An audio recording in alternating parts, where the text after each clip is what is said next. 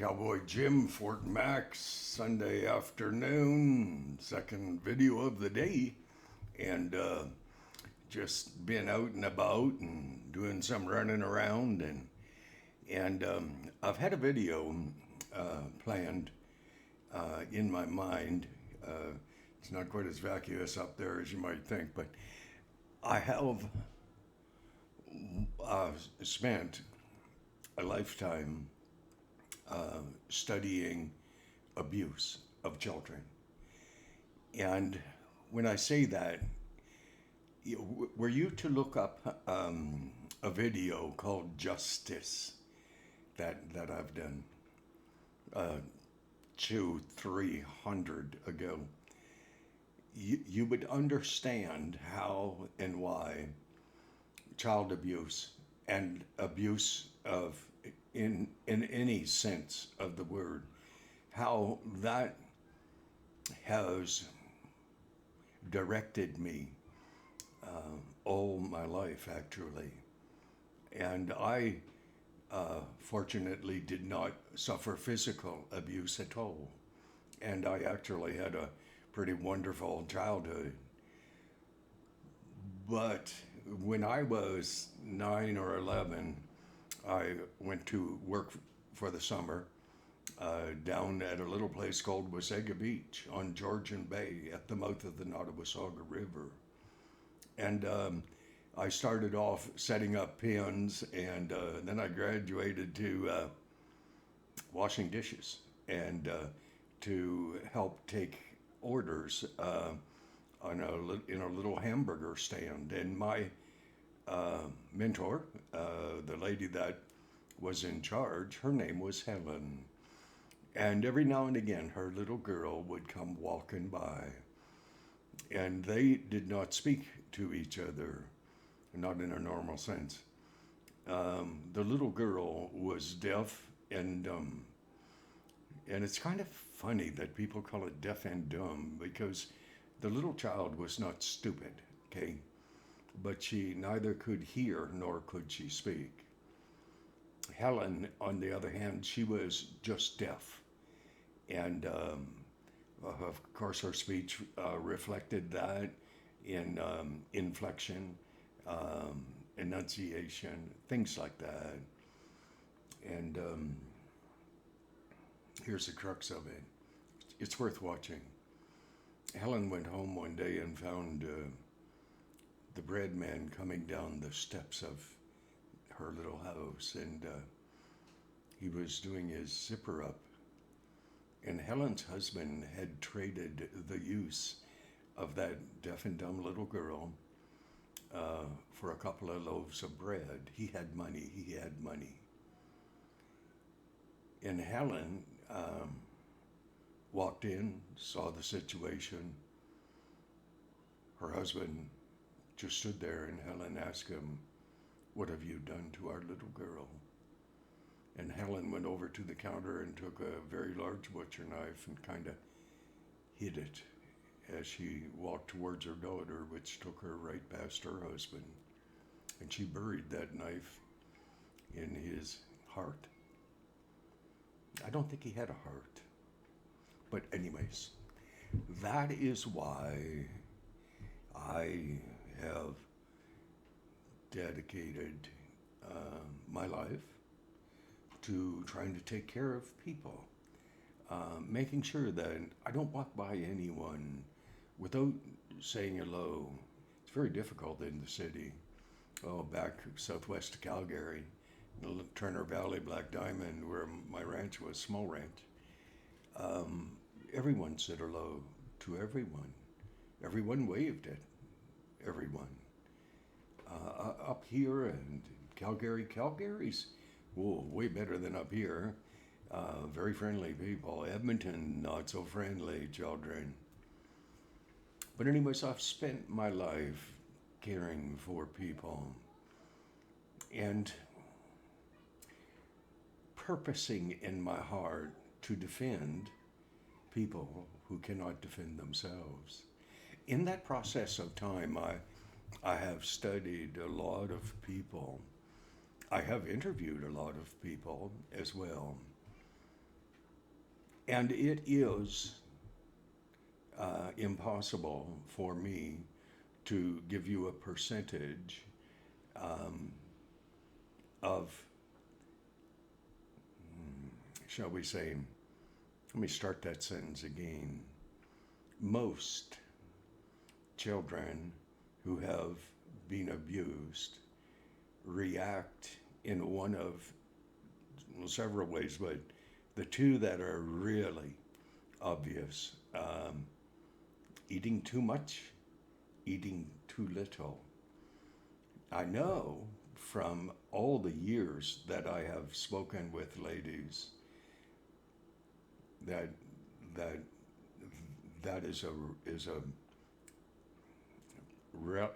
relevant, prevalent. It's a natural expression of the pain and the agony that a child who has grown through child abuse experiences. Now, that is not saying that all people who are skinny and or all people who are overweight suffered that abuse. But it is important for people, children who have been abused, who are becoming adults, having a difficult time just fitting in, to understand your weight or lack thereof. If you're an abused child, it's not your fault.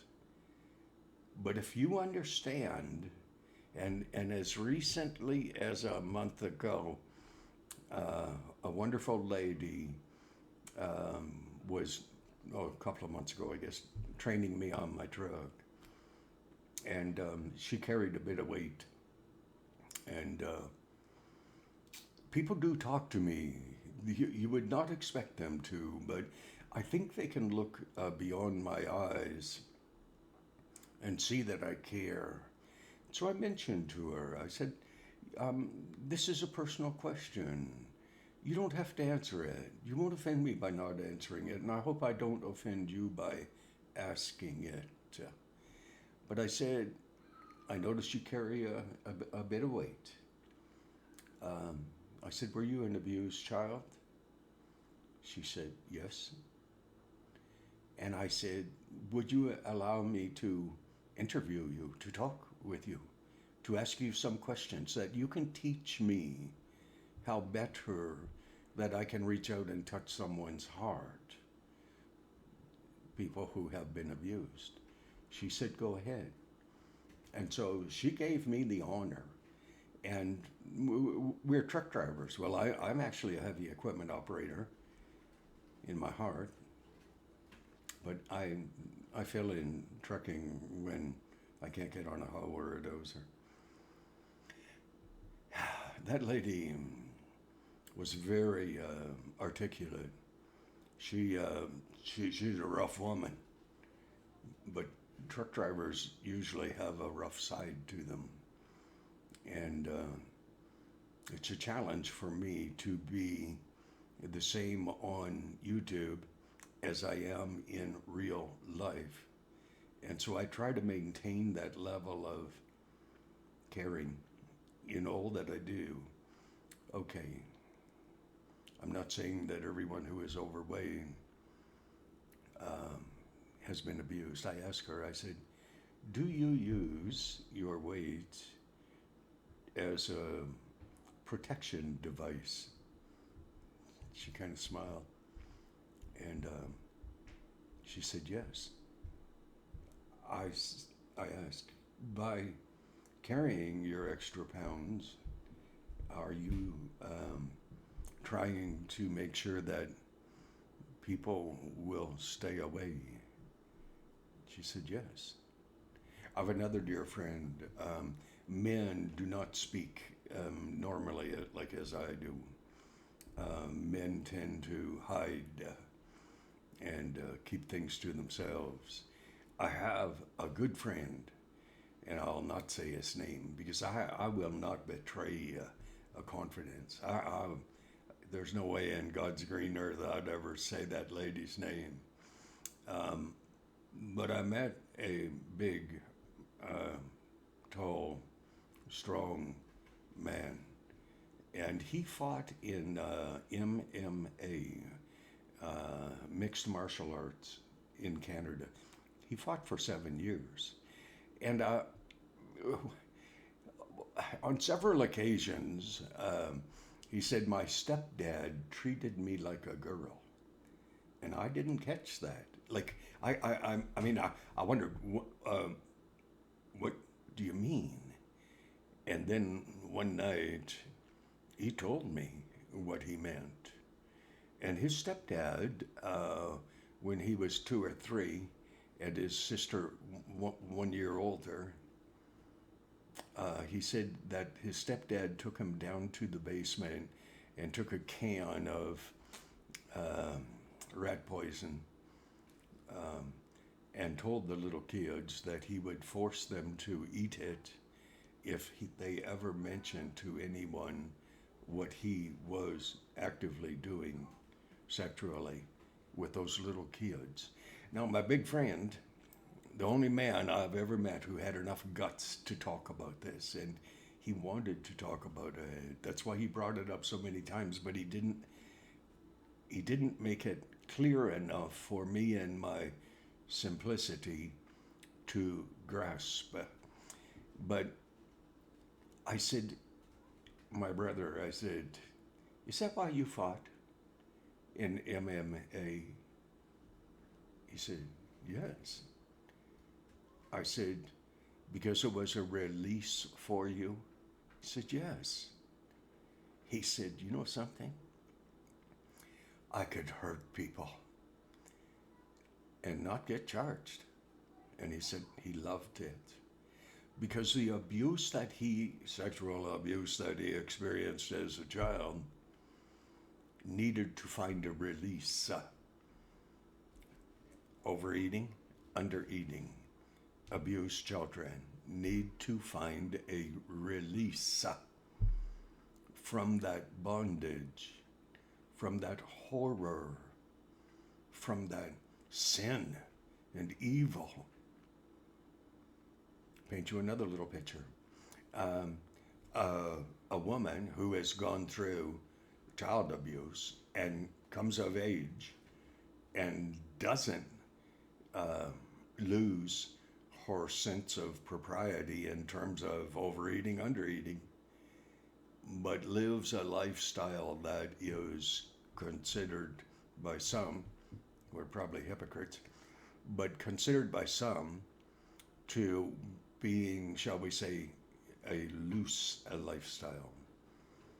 And I did not fully understand that until I met a wonderful, wonderful lady, about 28. But when she was 18, her dad died. And she did not know how to counter the agony of losing her best friend.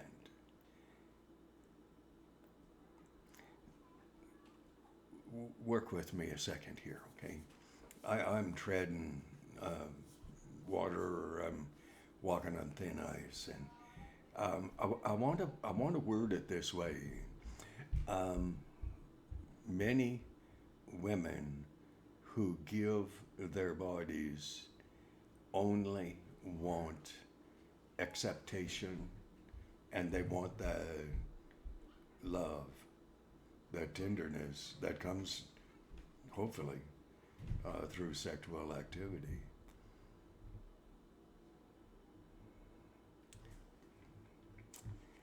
There's an evil out there, and in our construction world, heavy equipment world, and that is where men will leave their families at home and forget that they're married.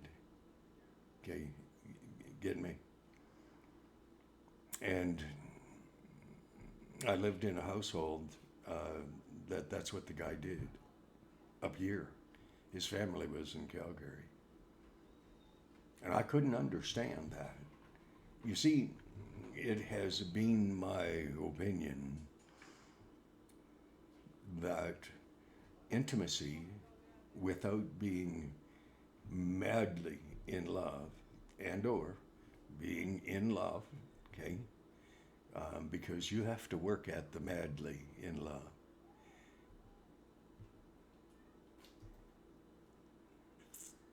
I occasion to meet a lady. 4 minutes thereafter, I was so madly in love that year and a half, I never even got to hold her hand, and I I proposed to her.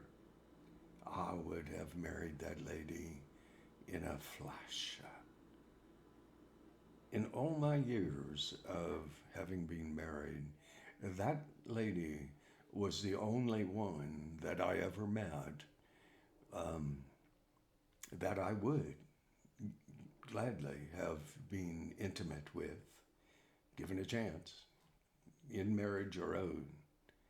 I, I, I know how coarse that sounds to many Christians, but one thing that is important to me is that I am real. I want you to understand we all have things that are, oh, what is that? Superman and whatever. We all have our Achilles heel tendon. Now, in retrospect, I'm glad that nothing ever came of that relationship in many ways, but I wished it had ended up in a marriage. But I will say this. I have interviewed a few ladies of the street, one in particular. I saw her walking towards me. I was sitting in the back seat of my truck. Another fellow and lady were driving. We stopped. I looked at the lady, and I thought it was a girl, like a 20-year-old. It wasn't. I said, that lady has been ridden hard and put up wet. And that's an expression about riding a horse hard and not brushing it down, not showing it favor. And I felt so ashamed, so guilty for having said that. And she had walked around the corner and we had driven away. I told the guy driving my truck, I said, you have to take me back. He said, no, Jim. I said, listen, you take me back. He said, Jim, don't go down that rabbit trail. I said, please, take me back. This is a thing between God and I. We stopped. I saw her talking to another man at a truck window. I walked over to her. She left him, came to speak with me. I don't know if he were her pimp or not. I don't know. I don't care. And I interviewed her, and I asked her, I said, how much do you charge? And she told me. And so I took that money out of my wallet and I handed it to her. And I said, how much time does that buy me? Well, she says, it depends on what you want to do. I said, I want to talk to you about Jesus Christ, the Messiah. She said, really? I said, yes, ma'am. She says, 20 minutes. I said, done deal. And I got talking with my heart as well as my mind and my mouth.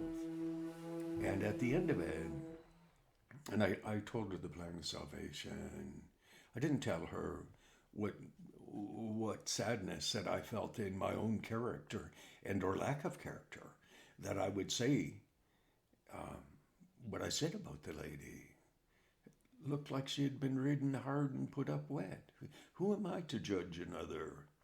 And so anyways, having paid her and spoken with her, I asked her, I said, would you allow me to pray for you? And she said, yes. And I did. I want you to know, most ladies who walk the street are there not just out of desperation because they don't have a place to live, or many end up with addictions to drugs. But many are there because they have been abused since they were babies. That's what they were showing. And abusers, they go out of their way to dominate and to explain to their victims that it's really the victim's fault.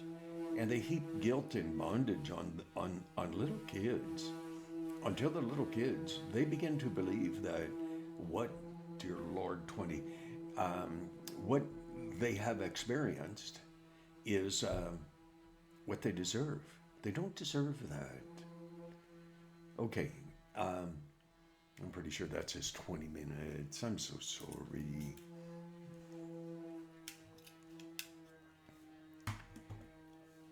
I'm going to say only, and I get a caution from God, so I'm not going to say it. Please, please consider those who are abused, those who are injured, those who are wounded. And if you know an abuser, turn the bastard in, okay? There's another video that you must watch, must watch. It's called Forgiveness, and when you get into it, you will understand why. Why forgiveness? God bless you. I'm sorry I'm over. The subject matter is terrible, but it's there. Okay. God bless. I'm going to put a warning on this video. Okay. God bless you. God bless you.